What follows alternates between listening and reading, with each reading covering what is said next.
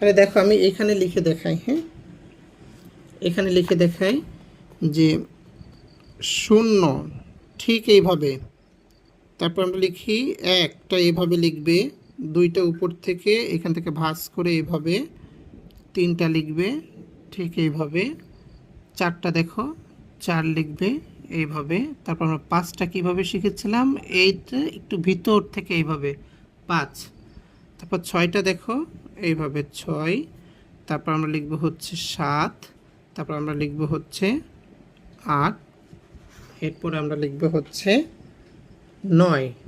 এই দিক থেকে রাউন্ড করে একটু উপরের দিকে যাবে।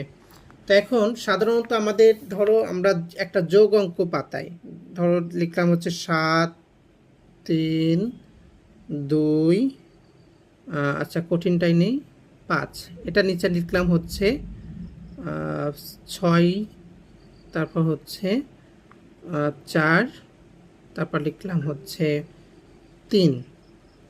তো এইখানে যে বিষয়গুলো খেয়াল করবে, ধরো একটা যোগ অঙ্ক দিয়ে বোঝালাম যে সব সময় সংখ্যার নিচে সংখ্যা, সংখ্যার নিচে সংখ্যা, সংখ্যার নিচে সংখ্যা, তাহলে দেখবে যে অঙ্কগুলো ভুল হবে না।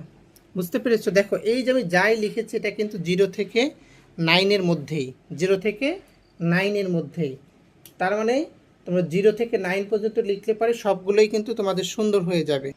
0 থেকে 9 অবধি আবারও সবাই একটু লেখো, তাহলে সুন্দর হয়ে যাবে। আর এর পরবর্তী থেকে আমরা যুক্ত বর্ণ প্র্যাকটিস করব কিন্তু।